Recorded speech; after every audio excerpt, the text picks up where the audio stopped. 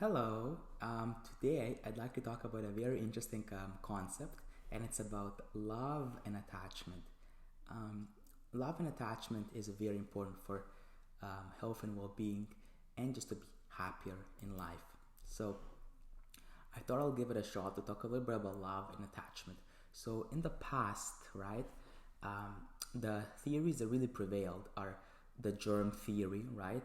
The psychoanalysis was big, behavioralism with Watson.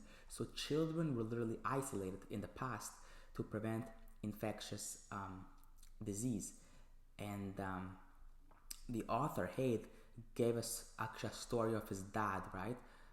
When he was young, he was suffering from some infectious disease and he couldn't even see anybody. He was lonely in his room in the hospital, and literally he had to talk to his mom through a glass door, right? That's the only person who, but even she couldn't come through the door to speak to him like in close up one on one. And so he was very lonely. So and children were actually isolated in the past to prevent infectious disease very often because we didn't have the vaccines, and we weren't able to do anything about them.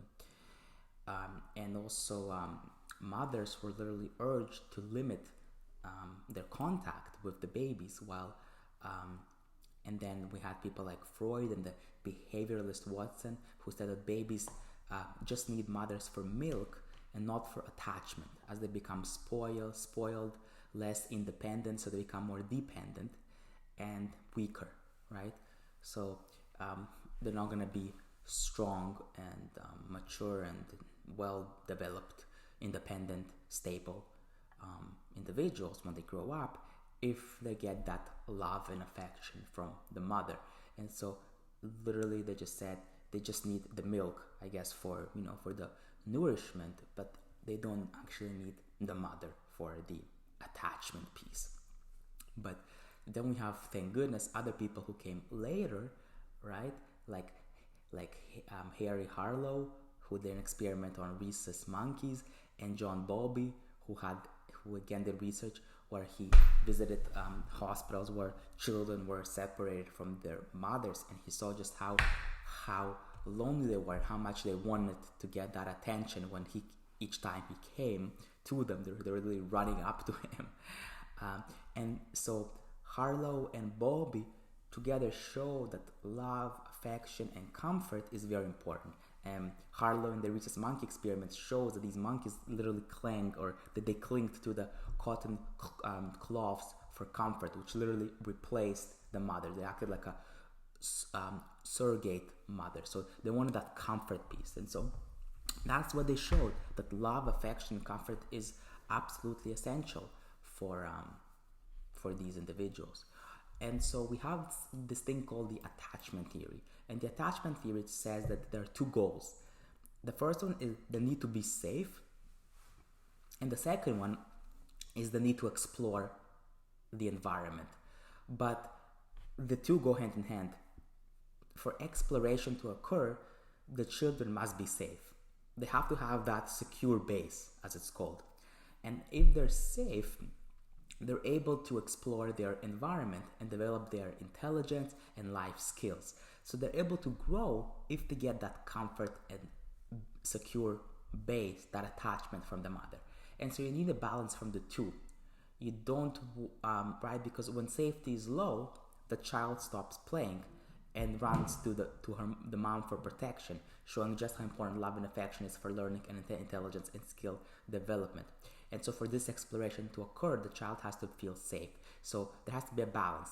The child cannot feel unsafe, right? Because then they're not going to explore their environment and grow and develop the life skills that they need later as an adult, for example. And so if a child feels secure with love and attachment, he'll better develop. So that's why you need the balance. You don't want to have a huge amount of right. You don't want to have a very low amount of safety, right? but then you also don't want to have a very high amount of safety where the child is always close and clinging to the mother, because then he's not going to explore, and the exploration piece is also important, right? For development and for growth. And so the idea is the child wants to be close to the mother, is in distress when the mom leaves, and runs back to the mother for protection.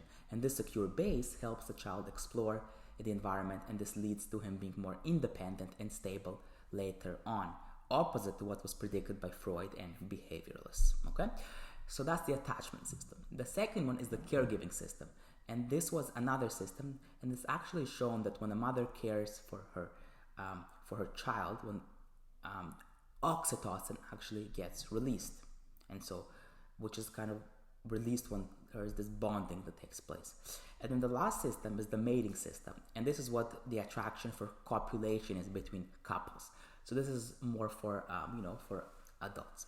And so all three above influence the adult relationships. Of course, the mating system, just that attraction between couples for copulation is of course important, but also the attachment style that a person experiences early in life with his mother affects the affectionate style he or she experiences with the partner as an adult. And so that's important. And then of course the caregiving system also plays a role, because oxytocin, the similar hormone that gets released between the mother and her child, also gets released during adult relationships, right? As I think we talked a bit about that when we talked about Sleep Smarter and the benefits of sex for sleep. We talked about that oxytocin gets released, and oxytocin will then also produce other feel-good hormones and all that. So of course these three systems are in play to govern adult relationships as well. And so all these three influence the type of love that couples will experience. And Hay talks about two specific types. The first one is called passionate love, and this is where the brain activity is such that dopamine gets produced. It's kind of like a drug, right? This passion, this fire that you have between couples. Unfortunately, that fire, that spark, quickly wears off, and you can't be high forever. You can't be on drugs forever. So when the fire stops, we fear what was love before is gone. We fear that we're not going to like that person anymore when the fire is gone, when we don't have that passionate love anymore. And it's short term. So we seek another partner later on because that passion is gone, right? So that's why you don't want to commit too soon, right? Because again, that passion and that fire will just disappear so quickly. And that's why so much relationships fail. They think this guy is better for me right now because he's more attractive. Remember that thing that's important for copulation, and we have that spark. Well, as people get older, they're not as attractive anymore, right? Who cares? Who gives the fuck, right? And then nobody gives a fucking shit anymore, right?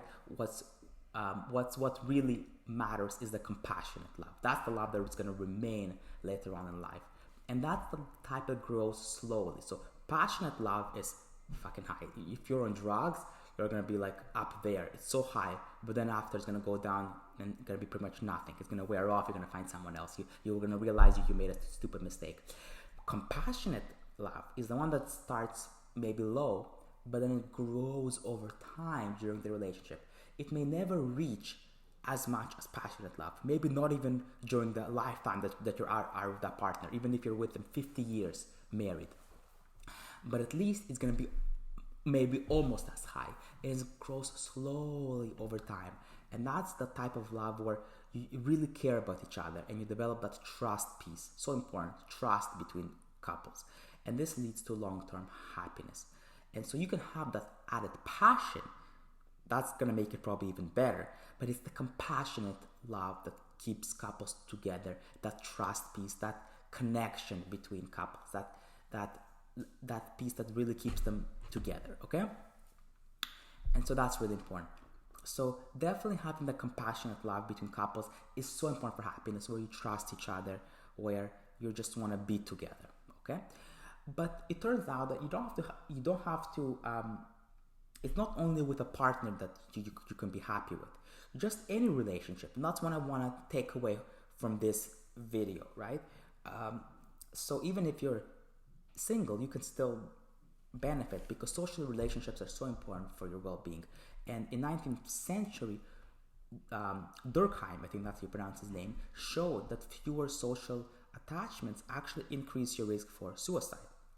And suicide rate is the highest if you're lonely, less if you're married, and even less if you're married with children, which is kind of what we talked about earlier, how being married, having that compassionate love, and even having children will make you happy. But also just social attachments in general, right? You don't want to be lonely.